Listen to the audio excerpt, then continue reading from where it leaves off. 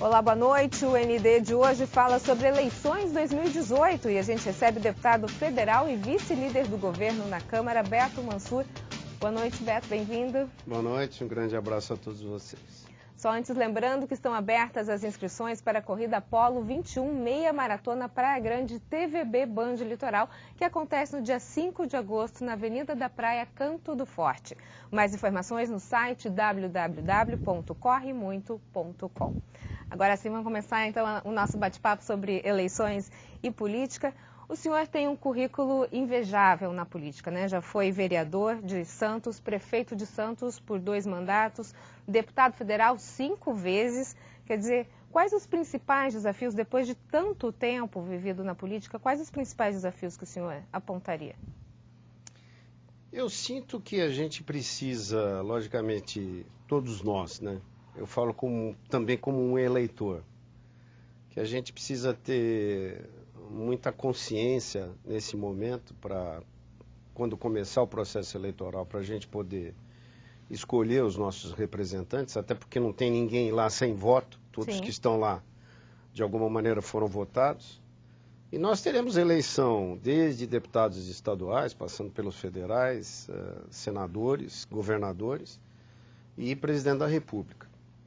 Então eu acho que esse momento é um momento importante, até porque depois de tantos anos na política, eu estou há 30 anos na vida pública, eu nunca vi a sociedade brasileira, muitas vezes, querendo ficar de costas para a classe política, né? Não quer nem conversar sobre política, na minha visão. Mas é algo que a gente vive numa democracia, nós precisamos da vida pública, a gente precisa do Congresso aberto. Eu já vi Congresso fechado e não é bom. Então a gente precisa pensar bem em quem vai votar, quem vai nos representar, quais são as propostas de todos os políticos. Eu acho que isso é fundamental. O senhor entra agora também como pré-candidato a deputado federal. A deputado federal. Reeleição. Para mais uma reeleição. Mas eu acho que esse momento é um momento em que a gente precisa se aprofundar bastante nas questões nacionais, né? Porque o Brasil tem problema em todas as áreas, principalmente questões que envolvem segurança pública, as questões que envolvem déficit hoje muito grande do Brasil, que não dá para, muitas vezes, para investir nos lugares corretos. Então a gente tem problemas graves e que o próximo presidente da República, junto com o Congresso Nacional, vão ter que trabalhar muito nessas mudanças. Já que o senhor mencionou esse momento político que a gente está vivendo e o brasileiro dando as costas à classe política, né, como resgatar isso, eu queria trazer um pouquinho para alguns anos atrás, antes do impeachment de Dilma Rousseff, o senhor era uma figura, não diria pouco conhecida, mas não tão nos holofotes como hoje. Depois da posse de Michel Temer, o senhor ganhou muito destaque. De certa forma, a gente pode dizer que o impeachment de Dilma Rousseff foi bom para a sua carreira? Não diria que é uma coisa triste como essa, porque de toda forma você tirar alguém que foi eleito pela população, etc., é um desgaste para todos nós, né? Para todos os brasileiros. E gozado que eu participei, por incrível que pareça, de 2 impeachments. Eu, quando entrei em 91, acabei votando o impeachment do Collor e agora trabalhando mais profundamente na questão que envolveu o impeachment da Dilma Rousseff. Mas eu diria para você que, como eu havia me elegido secretário da Câmara, que na verdade é meio um prefeito da Câmara Federal, eu acabei lendo a denúncia, acabei me envolvendo muito com o processo de impeachment, porque eu entendi que aquela administração da Dilma Rousseff, ela estava prejudicando muito o país naquele momento, e a gente acabou tendo uma ascendência forte. Eu fui convidado para ser vice-líder do governo, pelo próprio presidente Michel Temer. Então eu acho que a gente acabou defendendo uma série de questões que envolvem o país, algumas aprovadas como controle de gastos, como revisão do ensino médio, como a questão que envolve lei trabalhista, lei de terceirizações, etc., que nós aprovamos. Você tem algumas coisas que precisam ainda ser discutidas e aprovadas, que é reforma da Previdência, reforma tributária, etc. mas a gente acabou tendo uma presença forte exatamente defendendo uma série de projetos para o Brasil, né? Agora, já que a gente tocou então nesse assunto de Michel Temer, né? Saiu recentemente uma pesquisa da Datafolha, publicada no dia 10 de junho, falando que o governo Temer teve índices de reprovações altíssimos, chegando a 82%. A sua aproximação com o governo de Michel Temer, o fato do senhor estar ao lado dele, isso faz parte de algum tipo de estratégia ou o senhor realmente acredita que ele é um bom presidente? Eu acho que ele é um bom presidente. Eu acho que... O senhor vai contra os 82%? Eu acho que a população brasileira, ela, ao longo da história, vai entender que não o presidente Michel Temer. Muita gente discute as questões que envolvem o presidente nas denúncias, etc. Ele, quando terminar o seu mandato no dia 1º de janeiro, ele vai poder se defender e deve se defender. Entendeu? Eu não discuto muito a questão pessoal das pessoas. Eu discuto um projeto para o país. Muita gente fala assim, Beto, você ficou do lado do Temer porque a gente podia ter tirado ele das denúncias. Eu acho que aquilo seria um absurdo para o país, porque nós tínhamos acabado de votar um impeachment da presidente, tínhamos retirado a presidente, e as denúncias que foram formuladas contra ele são denúncias muito inócuas, tantos que não tiveram seguimento. O senhor não acredita nessas denúncias? Não, eu não sou uma pessoa que acredita ou não acredito. Eu acho que a Polícia Federal está na sua função de investigar, Supremo da mesma forma, e ele tem o seu direito de se defender. Eu, na verdade, pelo tempo todo de vida pública, e graças a Deus eu não me envolvo com coisas erradas, eu sou uma pessoa que luto muito para melhorar a vida do brasileiro. Eu acho que essa é a minha função. Se eu, num determinado momento, defendi e achei que o presidente Michel Temer não deveria ser retirado do cargo para assumir, por exemplo, o presidente da Câmara ou a presidente do Supremo, eu não estava errado, não, eu estava certo, até porque as denúncias depois se mostraram inócuas. Aquela armação de ex-procurador Janot com aquele sujeito da JBS, etc., se chegou à conclusão que aquelas denúncias eram infundadas. Então, eu acho que é importante a gente ter muita consciência de tudo isso que aconteceu, e eu estou muito tranquilo com relação a isso, entendeu? Porque eu defendo propostas para melhorar a vida do povo brasileiro. Não fico defendendo cidadão A, B ou C. Eu acho que cada um tem que ter a sua condição de se defender. Eu acho que isso é que é importante. Mas eu defendo um projeto para o país e espero que isso aconteça com resultados com o próximo presidente da República. Como, por exemplo, a reforma da Previdência, como eu disse, reforma trabalhista, reforma tributária, até porque... Reforma política? A reforma política, até porque nenhum governante vai conseguir dirigir o país com o déficit que está existindo hoje no Brasil. Deputado, a gente está falando sobre o governo Michel Temer, e quando o Michel Temer assumiu a presidência, ele disse que o Brasil precisava de um ajuste nas contas. Mas no ano passado, diante dessas denúncias que a gente acabou de falar no primeiro bloco, o presidente gastou mais de 32 bilhões de reais com concessões de medidas para tentar fazer com que o Congresso barrasse o prosseguimento dessas denúncias, segundo matéria que saiu no Estadão. Isso não parece algo incoerente, enxugar a máquina, mas quando aperta o calo tem como conseguir uma verba extra? Como é que o senhor vê isso? Precisa ver quais são esses 32 bilhões. Muitas vezes, determinados setores da imprensa dizem que o governo federal gastou recursos com verba para os deputados. Hoje você tem uma obrigatoriedade, não é só para deputado que é de oposição, mas também para deputado que é de situação, ou seja, os 513 deputados e os 81 senadores, eles têm o respaldo da lei exatamente para que quem tiver com a caneta na mão lá, que é o presidente da República, pode ser Michel Temer, podia ser Dilma e etc., e o próximo presidente da República vai ser obrigado a liberar estas emendas. Então, esse valor, possivelmente de 30 e poucos bilhões, 32. foi o recurso que o próprio presidente da República, ou seja, o executivo, acabou liberando para os deputados, que são emendas que não vão para o bolso do parlamentar, vai para o município, vai para o Estado, vai para investimento em saúde, em obras e outros recursos. Então a gente tem que ter um pouco de calma e ver o que é notícia muito carregada, eu não diria nem fake news, mas as notícias que muitas vezes são mal explicadas com a ideia de que o governo comprou deputados. Não existiu isso. O que normalmente existe é que o governo acabou liberando as emendas do orçamento que ele é obrigado a fazer, tanto para quem votou com ele naquela oportunidade, como para quem votou contra ele. Porque o governo liberou recursos também para o PT, para outros partidos. Então, o governo vem fazendo o seu trabalho de enxugamento.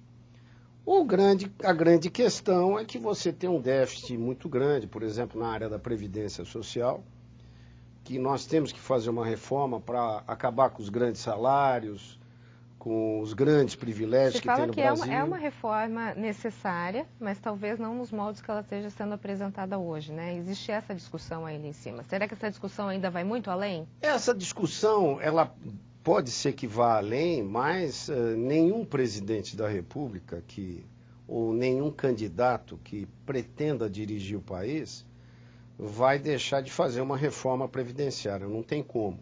Nós estamos vivendo mais, graças a Deus. E o país, ele não aguenta pagar muitas vezes quem se aposenta com pouca idade, principalmente em determinados setores do serviço público, porque quem está no regime geral da Previdência Social, no INSS, o limite é 5.600 e poucos reais, que é o limite de pagamento. Mas tem gente no serviço público, federal, estadual, municipal, que ganha acima de 30 mil reais. Então, tem muita gente nesse setor que se aposenta com pouca idade e ganhando um salário altíssimo. E vivendo muito, graças a Deus. Mas essa conta não fecha. Você tem um déficit hoje na Previdência, fechou em 2017, de mais de 260 bilhões de reais, que é um dinheiro que poderia estar sendo investido nos hospitais, nos leitos de UTI, na segurança brasileira, na educação dos nossos filhos, e não está acontecendo porque você tem um déficit enorme. Então, a saída é a gente fazer uma boa mexida na Previdência Social. Essa coisa da idade dos 65 anos, ela não vale para o ano que vem, ela tem lá toda uma transição, né, para poder começar a valer. Isso vai começar daqui 20 anos, mas nós precisamos de fazer essa reforma. Será que eu vou conseguir me aposentar? Acho que sim. Você é muito jovem, possivelmente você trabalhando no contribuindo com o INSS, etc., você vai conseguir se aposentar. O detalhe é que, se você contribuir, vou dar um exemplo, você contribuir com o máximo, você vai se aposentaria hoje com 5.600 e pouco. Tem determinadas pessoas que acabam estando dentro da estrutura do serviço público brasileiro, que se aposentam com 30, 35, 40 mil reais. Não tem previdência que suporte tudo isso. Razão pela qual a gente vai ter que mexer. Queria falar agora sobre um assunto, algumas denúncias e fórum privilegiado. O senhor foi denunciado pela PGR por sonegação de impostos. O que o senhor tem a dizer a respeito dessa denúncia? Eu, na verdade, estou processando a Receita Federal, não sendo processado. O que acontece? Eu, em 2003, recebi a visita de um fiscal do imposto de renda. Fez uma fiscalização, entendeu que deveria cobrar um determinado valor de imposto, eu não concordei, e estamos brigando, estamos na justiça. Eu entrei na justiça contra a Receita.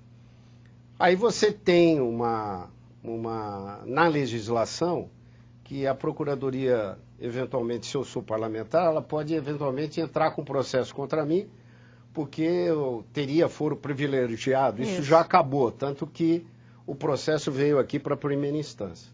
O que eu fiz? Eu fui lá e, bumba, depositei o dinheiro em juízo.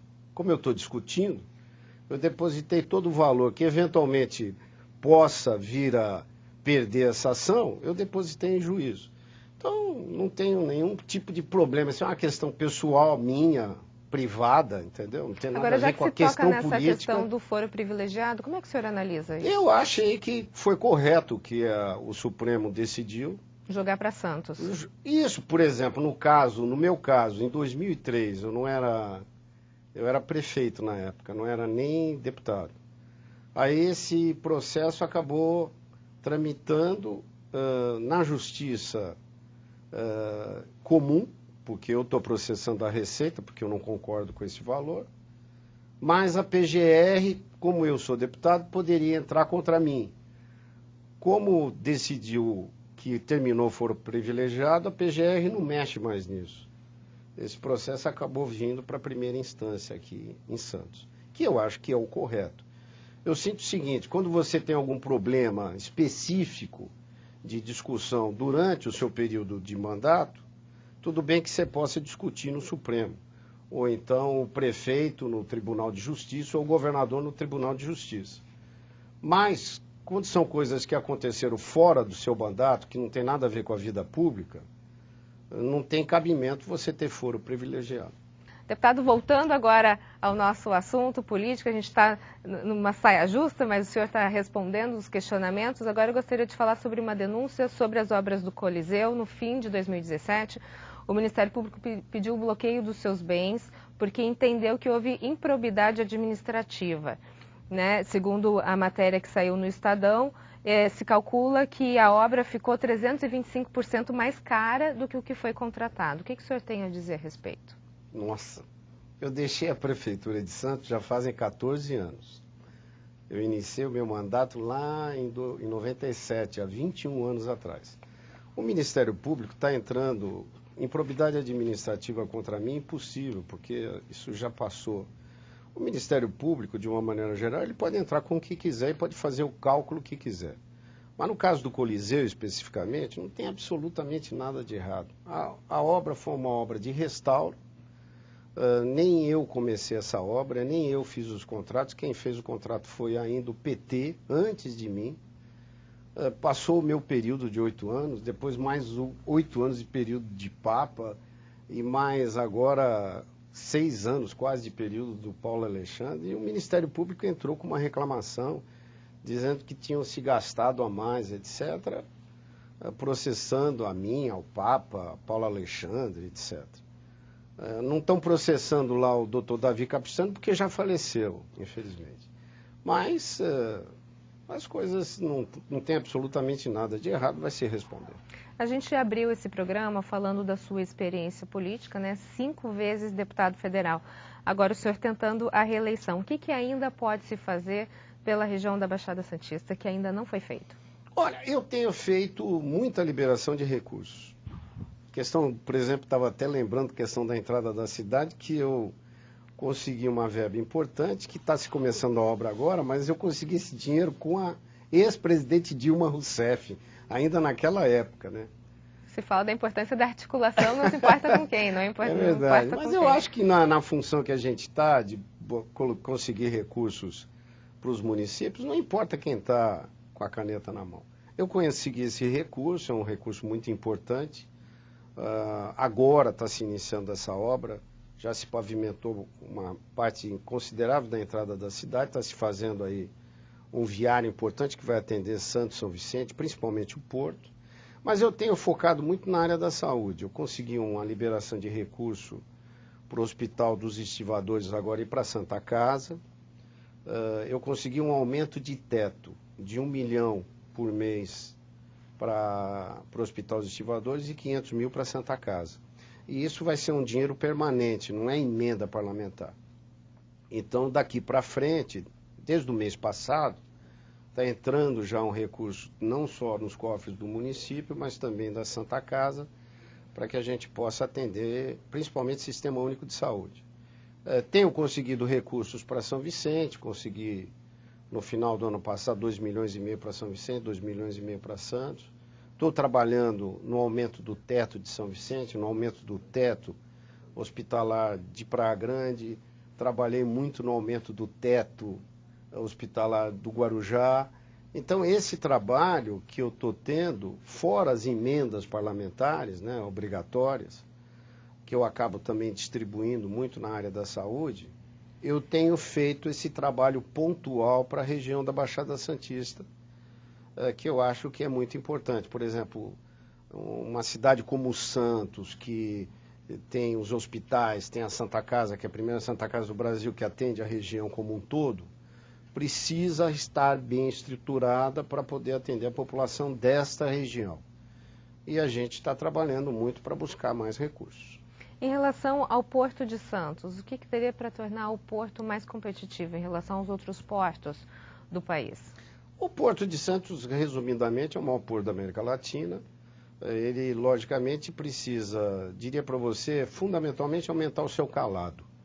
Ou seja, a profundidade entre a linha d'água e a areia lá de baixo para poder entrar navios maiores. Entrando navios maiores, você carrega esses navios com mais contêineres, etc., e você acaba tendo uma baixa no custo do preço do frete.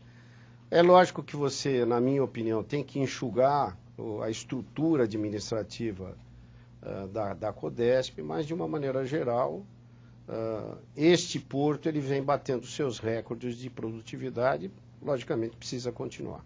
Deputado, muito obrigada pela sua participação, pelo seu tempo. Obrigado, sucesso a vocês. O ND fica por aqui, uma ótima noite para você. A gente se vê, até mais.